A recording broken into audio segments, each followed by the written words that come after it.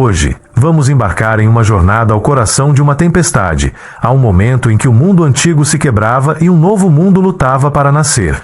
Vamos despir de seu manto sagrado uma das figuras mais decisivas e, ao mesmo tempo, mais enigmáticas da história. Um homem cuja conversão mudou o destino da civilização ocidental para sempre. Falamos de Flávio Valério Aurélio Constantino, conhecido pela história como Constantino o Grande. A história que nos contaram muitas vezes é a de um conto de fadas piedoso, um imperador pagão que, na véspera de uma batalha crucial, olha para o céu, vê um sinal divino e se torna o campeão de uma fé perseguida, transformando-a no coração de um novo império cristão por um ato de pura devoção. É uma história bonita, inspiradora e, em grande parte, uma simplificação que esconde uma verdade muito mais complexa, estratégica e profundamente humana. A verdadeira história de Constantino não é tanto um relato de fé milagrosa, mas sim uma obra-prima de xadrez político. Para entendê-la, devemos nos transportar para um império romano que, no início do século IV, era um gigante com pés de barro, um colosso que desmoronava sob o peso de suas próprias contradições, com guerras civis, uma economia em ruínas e uma crise de identidade espiritual. Nesse cenário de caos e decadência, Constantino não era simplesmente um general entre muitos, era um visionário com uma ambição sem limites. Ele compreendeu algo que seus rivais não viram, que as velhas religiões pagãs, com seu panteão de deuses locais e seus rituais desconexos, já não podiam servir como cimento que mantinha o Império unido. Era necessária uma nova narrativa, uma força unificadora, uma ideologia poderosa o suficiente para dar a milhões de cidadãos, da Espanha à Síria, um propósito comum. E em meio à penumbra, ele encontrou essa força no lugar mais inesperado, em uma pequena e tenaz seita que, apesar de quase 300 anos de perseguições brutais, não apenas havia sobrevivido, mas se fortalecido na adversidade. O cristianismo. A decisão de Constantino de abraçar essa fé não foi, como veremos, uma simples mudança de coração. Foi o cálculo de um gênio político, a jogada mais audaciosa de sua carreira. Ele viu na estrutura organizacional da Igreja, com seus bispos e suas redes de comunicação, um modelo para a administração imperial. Viu em sua mensagem de um único Deus Todo-Poderoso um reflexo perfeito de sua própria visão de um único imperador governando um império unificado. E viu em sua promessa de salvação uma ferramenta inigualável para garantir a lealdade e a esperança das massas. Ao longo desta jornada, vamos desmontar o mito peça por peça. Veremos que a Igreja Católica, tal como a conhecemos hoje, com sua estrutura hierárquica, seus dogmas universais e sua fusão com o poder temporal, não é simplesmente a continuação natural da comunidade de pescadores da Galileia. É, em grande medida, uma criação constantiniana, um fascinante híbrido nascido da união entre a fé de Cristo e a ambição de César. Prepare-se para descobrir o homem por trás do santo, o estrategista por trás do convertido, e a verdadeira história de como uma religião de marginalizados se tornou a religião do poder. Para apreciar a magnitude da revolução de Constantino, devemos pintar um quadro honesto do que era o cristianismo antes dele. Esqueçam as catedrais majestosas, os papas com vestes de ouro e as procissões multitudinárias. O cristianismo dos primeiros 3 séculos era uma fé vibrante, mas fragmentada, uma constelação de comunidades dispersas que se reuniam em segredo nas casas de seus membros, em catacumbas ou no campo. Ser cristão não era uma posição de honra, mas uma sentença de risco constante. Eram vistos com suspeita pelas autoridades romanas, acusados de ateísmo por se recusarem a adorar os deuses do Estado, de canibalismo por seu ritual da Eucaristia e de deslealdade ao imperador. As perseguições não foram contínuas, mas quando ocorriam, como sob os imperadores Nero, Décio ou Diocleciano, eram de uma crueldade indescritível. Os cristãos eram queimados vivos, jogados às feras no Coliseu, crucificados. Sua fé foi forjada no fogo do martírio, e sua resiliência era sua maior fortaleza. Mas essa resiliência não significava uniformidade. Não existia uma única igreja, mas muitas igrejas. Um cristão em Alexandria podia ter crenças muito diferentes das de um na Gália ou em Roma. Existiam dezenas de evangelhos e textos sagrados em circulação, cada um oferecendo uma visão distinta de Jesus e sua mensagem. Havia cristãos gnósticos que buscavam um conhecimento secreto, cristãos de tradição judaica que continuavam observando a Torá e uma infinidade de outras correntes teológicas que debatiam apaixonadamente sobre a natureza de Cristo, o significado da salvação e a estrutura de sua comunidade. Era um movimento cheio de vida, de diversidade, muitas vezes de profundos desacordos internos. Não havia uma autoridade central que ditasse a doutrina correta. O bispo de Roma era uma figura respeitada, mas não tinha poder sobre as outras grandes sedes como Antioquia ou Alexandria.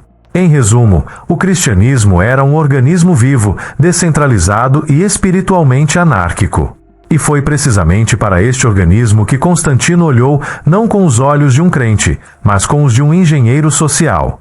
Ele viu o potencial, mas também o problema. Seu poder unificador estava latente, mas sua diversidade era um obstáculo para seu plano. Ele não podia usar como ferramenta de coesão imperial uma religião que não estava de acordo consigo mesma sobre suas crenças mais fundamentais. Ele não precisava de um movimento espiritual, precisava de uma instituição. Não precisava de profetas, precisava de administradores. Não precisava de diversidade, precisava de uma ortodoxia. E assim, sua suposta conversão foi o fim da história, mas o início da transformação mais radical que o cristianismo jamais experimentaria. Constantino não se juntou à igreja. Em muitos sentidos, ele a refundou à sua imagem e semelhança, convertendo uma fé de resistência em uma religião de império e, no processo, mudou sua alma para sempre. E bem aqui, neste ponto de virada da história, quero parar por um segundo e falar com você. Se você está assistindo a isso, se sentiu essa conexão com a busca por uma verdade mais profunda, é porque você faz parte de algo especial. Este canal não é apenas um contador de histórias do passado. É uma comunidade de pessoas que sentem que a história vive dentro de nós, que nos molda e nos chama a entendê-la. Não somos meros espectadores, somos exploradores da alma humana. Por isso, se você sente que este é o seu lugar, que aqui pode fazer as perguntas que em outros lugares não se atreve, eu te convido a se inscrever. Não como um simples clique, mas como um gesto que diz eu também sou um buscador. E quero que os comentários sejam nosso ponto de encontro. Me conta, que momento da história te fez sentir que o que te ensinaram não era toda a verdade? Compartilhe essa faísca de dúvida, essa pergunta que te mantém acordado. Vamos ler nossas histórias, aprender uns com os outros. Este espaço é tanto seu quanto meu. Sigamos juntos nesta jornada. O momento que cristaliza a transformação de Constantino de simples candidato ao trono arquiteto de uma nova ordem mundial é, sem dúvida, a Batalha da Ponte Milvia, no ano 312. A lenda, embelezada por biógrafos cristãos como Eusébio de Cesareia, nos conta a famosa visão da cruz no céu com as palavras com este sinal, vencerás. É uma imagem poderosa, quase cinematográfica. Mas se a analisarmos com a mente de um estrategista militar e político, descobrimos uma camada de genialidade muito mais terrena. Constantino enfrentava Magêncio, seu rival pelo controle de Roma, em uma batalha na qual estava em clara desvantagem numérica. Ele precisava de um golpe de efeito, algo que galvanizasse suas tropas e desmoralizasse o inimigo. Nesse contexto, a visão pode ser entendida como uma brilhante operação de guerra psicológica. O cristianismo, embora minoritário, era uma força crescente e altamente motivada no império, e inclusive dentro do exército. Ao adotar seu símbolo, Constantino não estava apenas ganhando o favor deste grupo, mas estava declarando que sua luta não era apenas pelo poder terreno, mas que era uma guerra santa, que tinha o favor do poderoso Deus dos cristãos. Ele ordenou a seus soldados que pintassem o símbolo do Shihu, as duas primeiras letras do nome de Cristo em grego, em seus escudos. Imaginem o impacto. Um exército marchando sob um símbolo novo e misterioso, proclamando a proteção de uma divindade que havia demonstrado seu poder através da resistência de seus seguidores. Ele venceu a batalha de forma esmagadora. Magêncio se afogou no Tibre, e Constantino entrou em Roma como o único governante do Ocidente. Sua vitória não foi vista apenas como um triunfo militar, mas como uma prova do poder do Deus cristão. A partir desse momento, a relação entre o imperador e a igreja mudou para sempre.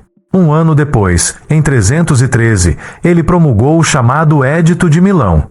Este documento é muitas vezes mal interpretado como o ato que tornou o cristianismo a religião oficial. Não foi isso. O que ele fez foi declarar a neutralidade religiosa do império, concedendo liberdade de culto a todas as religiões, incluindo o cristianismo. Pôs fim oficialmente às perseguições. Isso, novamente, foi uma jogada de mestre. Em vez de impor sua nova fé, o que teria provocado uma rebelião pagã, ele se posicionou como um libertador, um garantidor da paz e da tolerância. Mas enquanto publicamente proclamava a liberdade, em particular começou a cobrir a igreja cristã de favores.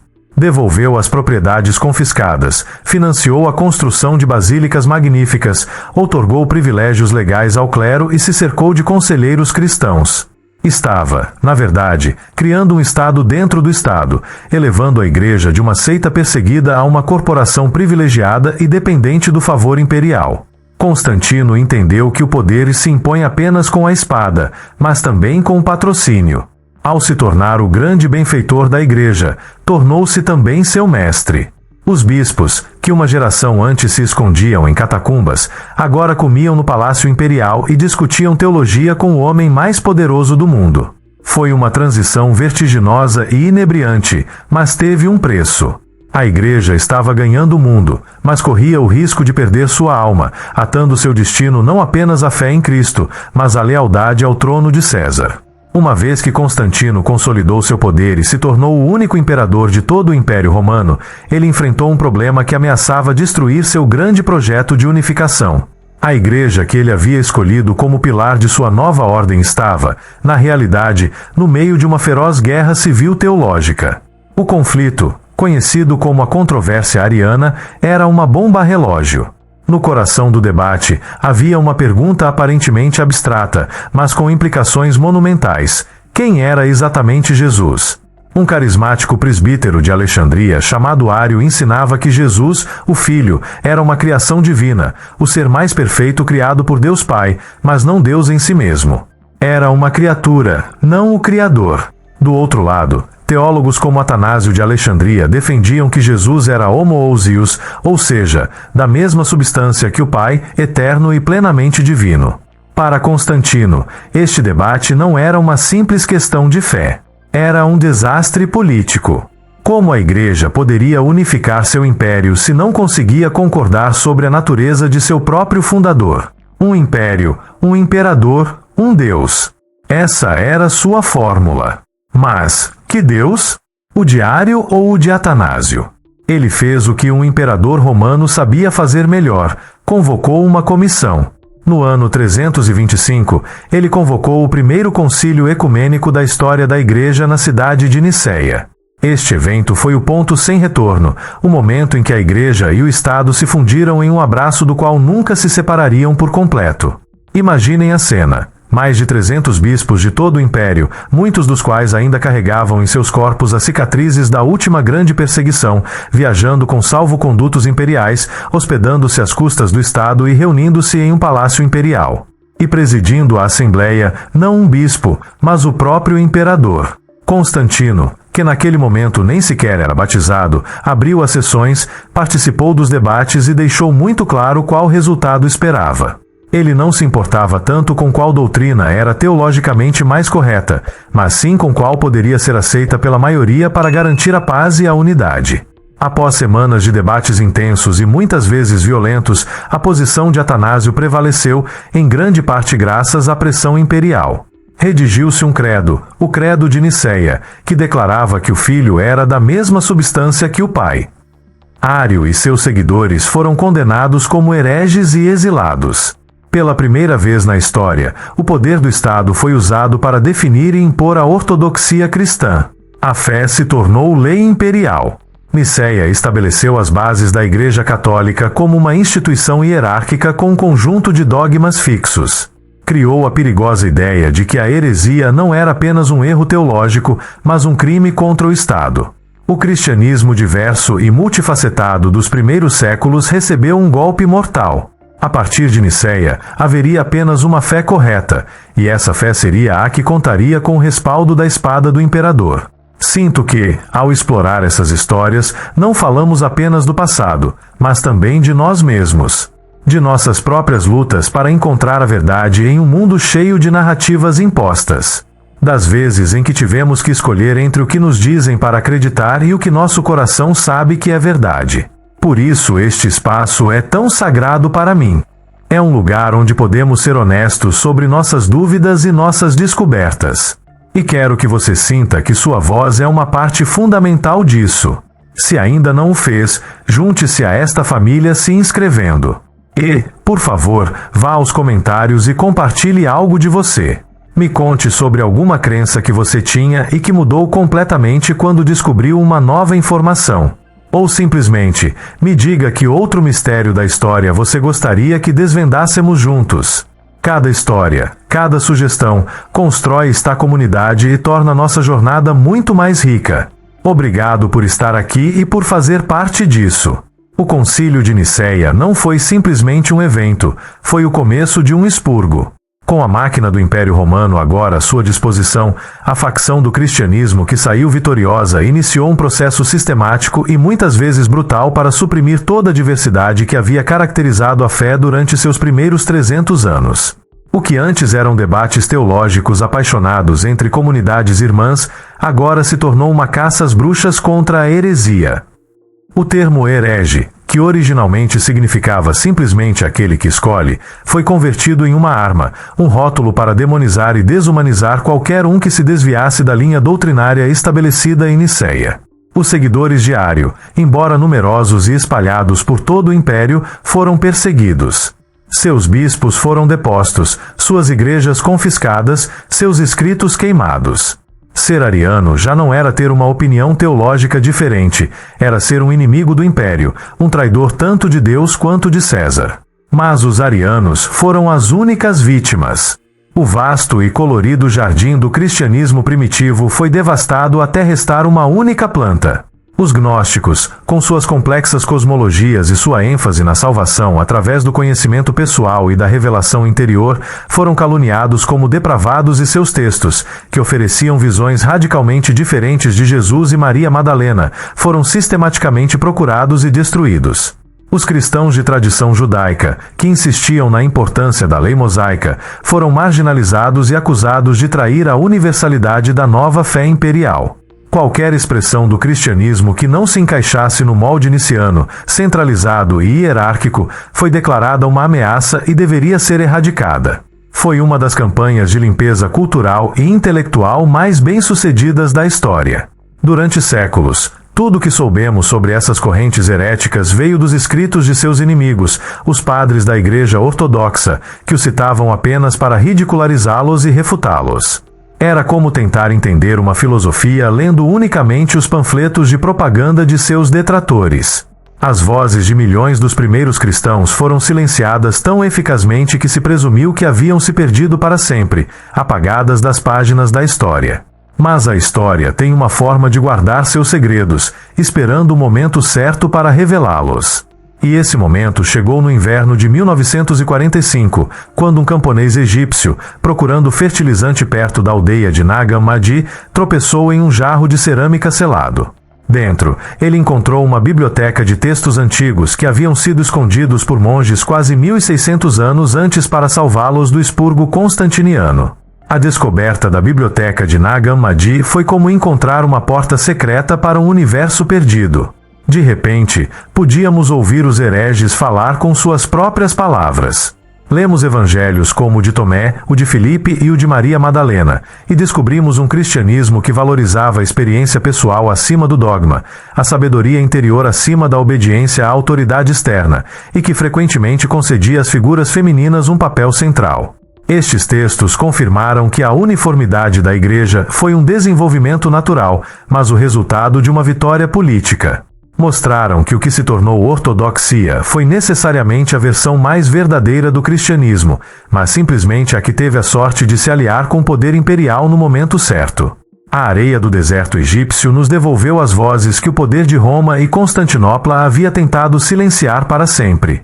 A supressão da diversidade cristã e a consolidação de uma única ortodoxia imperial tiveram uma consequência direta e monumental: a formação da Bíblia tal como a conhecemos hoje. Frequentemente nos é apresentada a ideia de que a coleção de livros do Novo Testamento foi um processo guiado puramente pelo Espírito Santo, uma seleção divina e infalível. No entanto, a história nos revela um processo muito mais humano, um campo de batalha literário onde as decisões sobre quais textos eram sagrados e quais apócrifos estavam profundamente influenciadas pela política e pela teologia da era de Constantino. Antes de Nicéia, as diferentes comunidades cristãs usavam uma ampla gama de escritos. Algumas preferiam o Evangelho de Mateus, outras o de João, e muitas outras liam textos que hoje a maioria das pessoas nem sequer conhece, como o Pastor de Hermas, o Apocalipse de Pedro ou as Epístolas de Clemente. Não existia uma lista oficial e universalmente aceita. A ideia de um cânone fechado ainda era fluida. No entanto, o Concílio de Nicéia atuou como um filtro. Ao estabelecer o credo como a régua da fé verdadeira, implicitamente se criou um critério para julgar os livros. Um texto apoiava a divindade plena de Cristo como definida em Nicéia. Se a resposta fosse sim, tinha mais chances de ser considerado inspirado. Apresentava uma visão de Jesus como um simples mestre humano ou uma emanação divina, como faziam muitos textos gnósticos. Então, era suspeito, perigoso, herético. O que se seguiu a Nicéia foi um longo processo de seleção e exclusão que durou décadas. Figuras poderosas como Atanásio de Alexandria, o grande campeão da ortodoxia niciana, desempenharam um papel fundamental. Em sua famosa Carta Pascal do ano 367, Atanásio foi o primeiro a listar os 27 livros que hoje compõem nosso Novo Testamento como os únicos escritos canônicos. E, de maneira crucial, advertiu os fiéis a não lerem nenhum outro, qualificando-os de invenções dos hereges. Esta lista não foi aceita de imediato por todos, mas com o respaldo do poder imperial, gradualmente se tornou o padrão. Os sínodos e concílios posteriores, como os de Hipona e Cartago no final do século IV, simplesmente ratificaram esta seleção. O que isto significa é que a Bíblia não é uma coleção completa de todos os escritos do cristianismo primitivo. É uma antologia, uma seleção de textos que foram escolhidos por uma facção do cristianismo, a que saiu vitoriosa, porque esses textos apoiavam sua visão teológica e a estrutura de poder que estavam construindo. Foram escolhidos os 4 evangelhos que conhecemos porque, apesar de suas diferenças, apresentavam uma narrativa que podia ser harmonizada para apoiar uma igreja institucional e apostólica. Foram incluídas as cartas de Paulo porque forneciam um quadro teológico para uma fé universal que rompia com suas raízes exclusivamente judaicas. E foram excluídos textos que promoviam a autoridade espiritual das mulheres, como o Evangelho de Maria Madalena, ou que apresentavam Jesus como mestre de sabedoria esotérica, como o Evangelho de Tomé. Entender isso diminui o valor espiritual da Bíblia, mas nos liberta da ideia de que é um livro que caiu do céu, completo e inalterado. É um livro forjado na história, moldado por debates, lutas e decisões muito humanas. Sua própria composição é um testemunho da vitória da visão constantiniana. A formação do cânone foi o ato final do expurgo. Apenas queimaram os livros dos oponentes, mas canonizaram os próprios, assegurando que sua versão da história fosse a única que as gerações futuras conheceriam como a Palavra de Deus. A grande batalha teológica do século IV, a luta entre arianos e nicianos, não foi um debate entre intelectuais em uma torre de marfim. Foi uma luta de poder acirrada que se personificou em 2 figuras titânicas, Ário e Atanásio. Ao reavaliar seus papéis, não vemos simplesmente um herege e um santo, mas os líderes de 2 visões do cristianismo que competiam pela alma do novo império. Ário, o presbítero de Alexandria, não era o monstro que seus inimigos pintaram. Era um teólogo respeitado, um pregador popular e um asceta devoto. Sua visão de Cristo como um ser criado, subordinado ao Pai, não era uma invenção radical. Tinha raízes profundas em certas correntes do pensamento cristão primitivo que buscavam proteger a todo custo o monoteísmo absoluto, a unicidade de Deus Pai. Sua teologia era lógica, racional e atraente para muitos que achavam difícil compreender a ideia de um Deus que é ao mesmo tempo um e trino. Ário representava uma forma de cristianismo que era, de certa forma, mais filosófica e talvez mais acessível à mentalidade helenística. Não buscava criar uma nova religião, mas interpretar a tradição de uma maneira que ele considerava fiel e coerente. Seu grande erro, de uma perspectiva política, foi que sua teologia implicava uma hierarquia na divindade, o pai acima do filho, o que não se alinhava tão perfeitamente com o modelo político de Constantino de um império unificado sob um único poder absoluto e indivisível. No canto oposto estava Atanásio, bispo de Alexandria. Era um personagem completamente diferente, combativo, intransigente, um brilhante político eclesiástico e um defensor feroz da divindade plena de Cristo. Para Atanásio, a salvação da humanidade dependia de que Cristo fosse verdadeiramente Deus. Se Cristo fosse uma simples criatura, argumentava ele, então não poderia divinizar a humanidade nem redimi-la do pecado. Sua teologia do homoousios, da mesma substância, não era apenas uma fórmula doutrinária, era o coração de sua soteriologia, seu entendimento da salvação.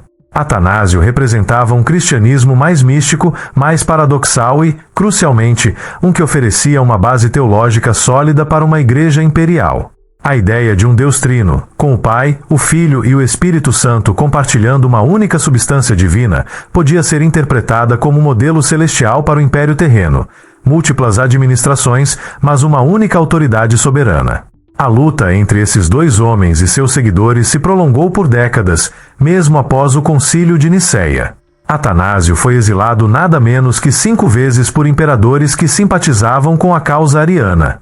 Bispos eram depostos, ocorriam tumultos nas ruas e a violência sectária se tornou comum.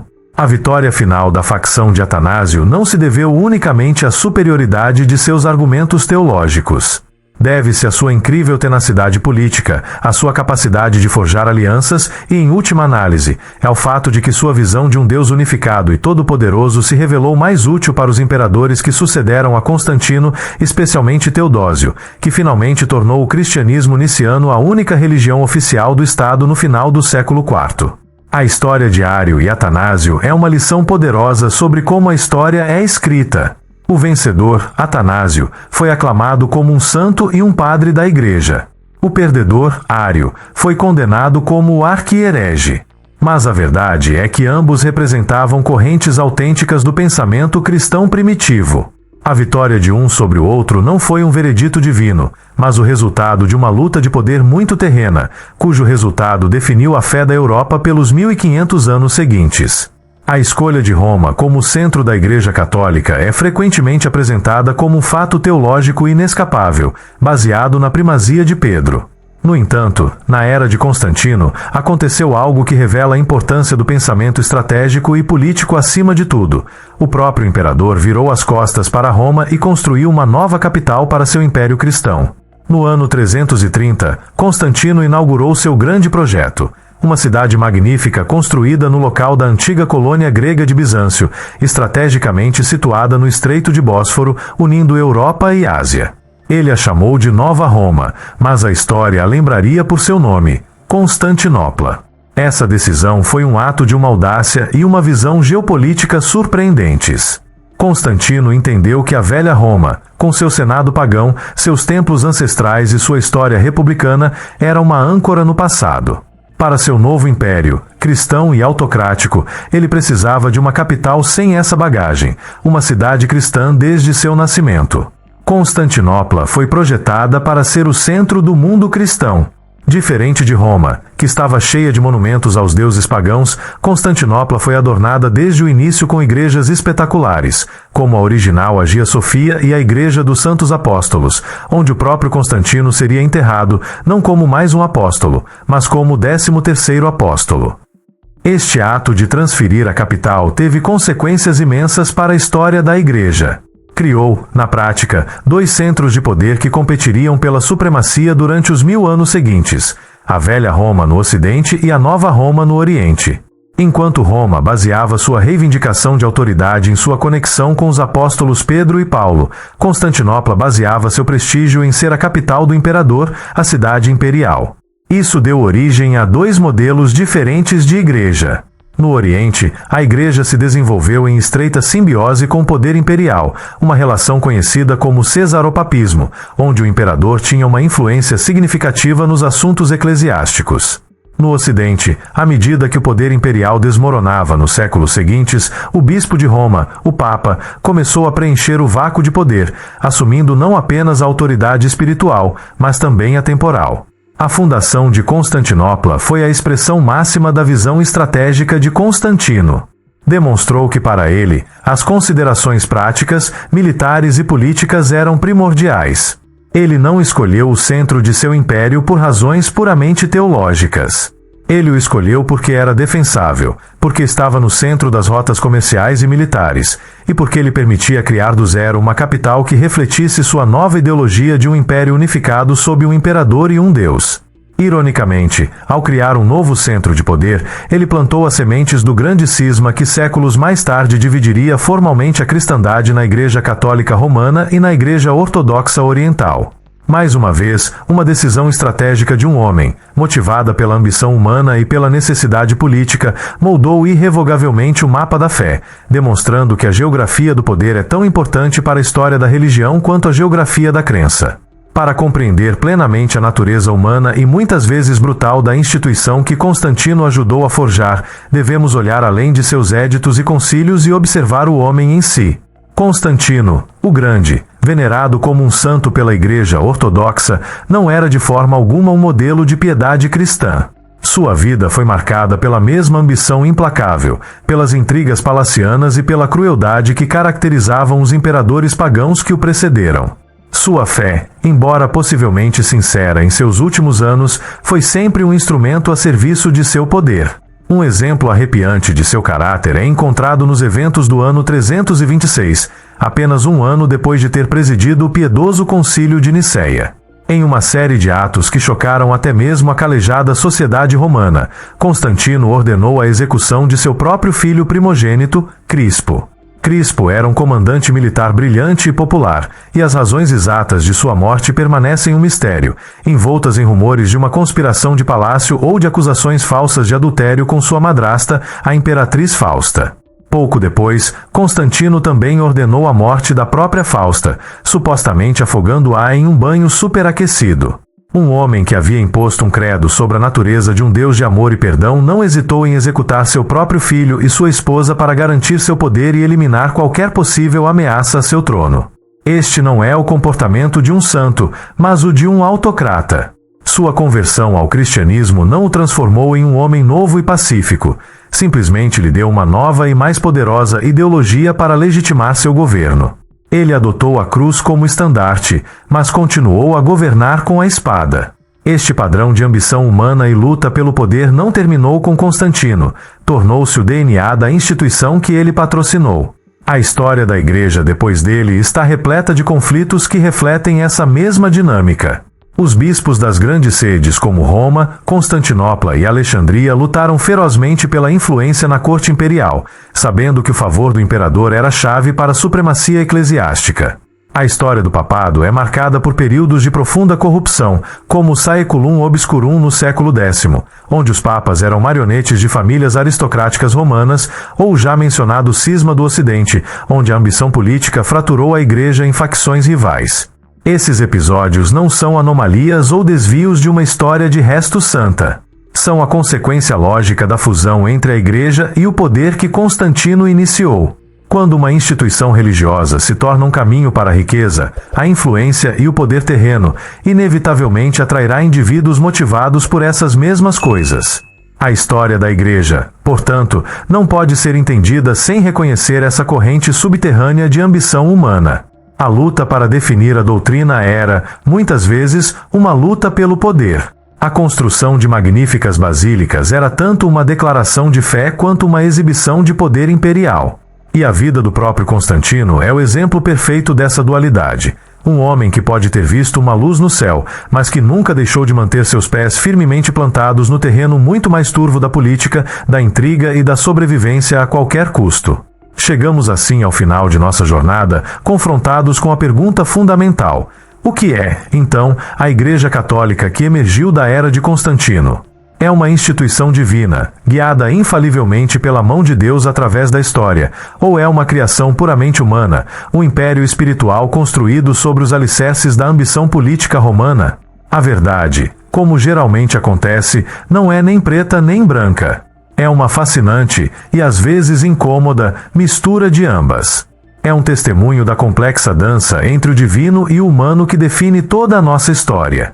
Não se pode negar que no coração da Igreja há uma inspiração espiritual que sobreviveu apesar dos piores excessos de seus líderes. A mensagem de amor, compaixão e esperança do carpinteiro de Nazaré ressoou através dos séculos, inspirando incontáveis indivíduos a realizar atos de uma bondade e um sacrifício extraordinários. Santos, místicos, reformadores e milhões de crentes anônimos mantiveram viva essa chama espiritual, muitas vezes em oposição direta à corrupção e ao poder da própria instituição. Esta é a dimensão divina da Igreja, o fio de ouro que a atravessa e que explica sua espantosa capacidade de sobreviver e se renovar mesmo em suas horas mais sombrias. No entanto, é igualmente inegável que a estrutura, a doutrina e a história da Igreja como instituição foram profundamente moldadas por forças muito humanas. A visão de Constantino não foi um mandato divino, foi uma estratégia política. O Concílio de Nicéia foi uma simples transcrição da vontade de Deus, foi o resultado de debates, pressões e compromissos humanos. A seleção dos livros da Bíblia não foi um processo imaculado, foi uma escolha editorial com profundas implicações políticas. A hierarquia da Igreja, com sua estrutura monárquica, seus títulos e suas vestes, deve mais ao modelo da corte imperial romana do que ao da comunidade de discípulos da Galileia. Esta é a dimensão humana, o molde de argila no qual esse tesouro espiritual foi derramado. Constantino foi nem o santo piedoso da lenda nem o cínico manipulador que alguns gostariam de ver. Foi um homem de seu tempo, um gênio político que viu no cristianismo uma força que poderia salvar seu império e que, no processo de usá-la, a transformou para sempre. Seu legado é este paradoxo: uma igreja que carrega em seu coração uma mensagem de renúncia ao poder mundano, mas que está organizada como um dos sistemas de poder mais duradouros e eficazes da história. Entender isso não precisa destruir a fé. Pelo contrário, pode libertá-la. Permite-nos distinguir entre a mensagem espiritual e a instituição humana que a transportou. Permite-nos apreciar a beleza do ouro sem ter que adorar o molde de argila. A história de Constantino nos ensina que a fé existe em um vácuo, mas no tumultuado rio da história humana, com todas as suas correntes de poder, ambição e compromisso. A Igreja que ele ajudou a criar é, em última análise, o reflexo perfeito de nossa própria condição, uma aspiração ao divino presa na imperfeita, mas fascinante, realidade do humano.